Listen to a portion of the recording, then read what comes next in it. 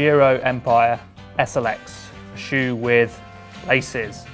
It's been around for a few seasons now, but it's gradually grown acceptance among the roadie crowd with pros like Bradley Wiggins and Taylor Phinney and amateurs alike. I've had this shoe for half a year now. I've already spoke about it in another video, but I really liked it, so I thought it deserved its own review. First thing you're going to notice when you pick up a pair of Empire SLXs is the weight.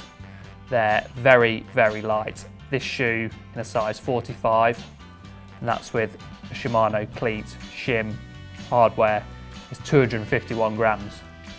So when you consider other high-end shoes weigh more than that, and they cost more, and that's without cleats, it just goes to show how light this shoe really is. So if you're a weight weenie, if you're into hills, pretty good shoe for that. Of course, the low weight doesn't mean anything if you're going to have loads of flex in the carbon sole, so that's where they're going to save weight. Luckily, this sole is a Eastern EC90 sole, so there's a tiny bit of flex in it, but hardly anything at all, and if it's good enough for guys like Taylor Phinney, big powerful guy, then it's going to be good enough for nearly anyone.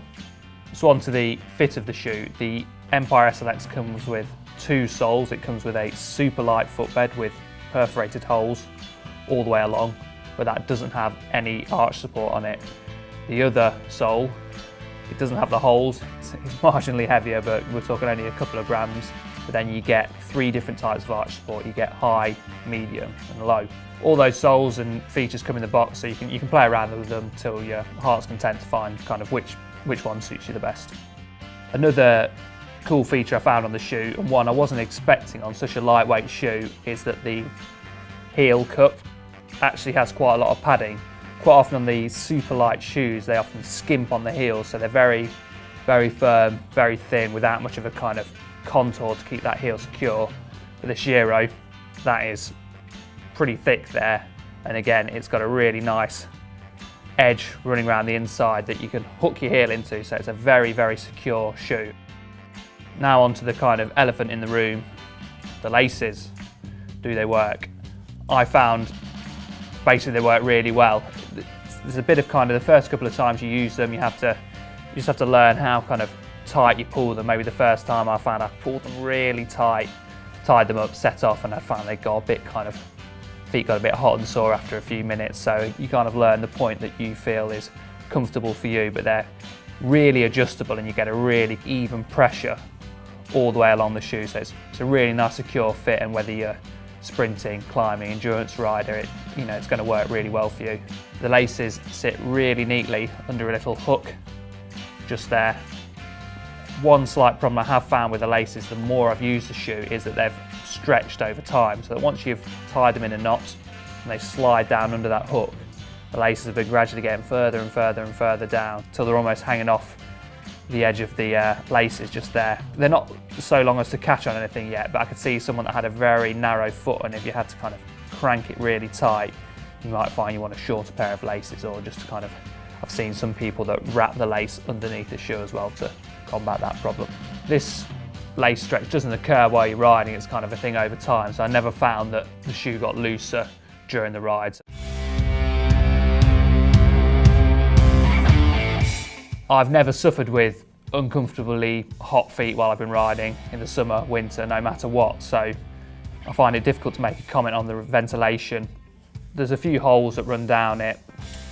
There's a little vent there, so they seem to me to be plenty cool enough.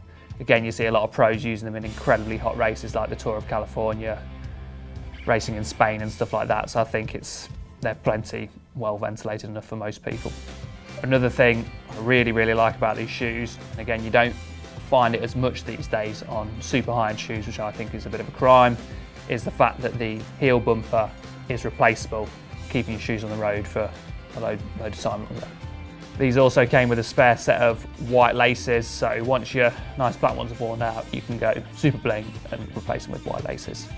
One slight problem I have found with this shoe is that, and it's not as apparent on these as it is on some colleagues' shoes who's had them for a lot longer, is that the outer isn't the most robust. It's very easy to clean because it's shiny, but it picks up scratches very easily. You start walking around with them, you start knocking them on your crank arm, you have a crash, anything like that, and it is going to tear that to shreds. So it's not the most durable outer, but I think that's kind of, if the shoe's going to weigh as little as it does weigh, I think that's a price you're probably going to have to pay. More durable shoes are going to be heavier because normally they have a bit of plastic or a bit of harder rubber that can run around the toe and the heel of the shoe. So for me, these are probably some of the best road shoes I've ever ridden in. Once these wear out, I'd definitely consider buying another pair.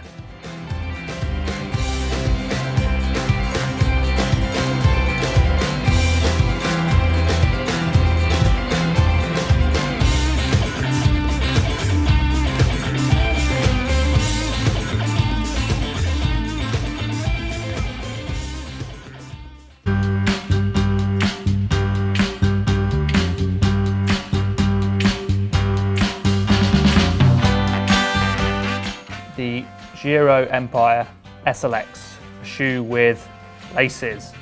It's been around for a few seasons now, but it's gradually grown acceptance among the roadie crowd with pros like Bradley Wiggins and Taylor Phinney and amateurs alike.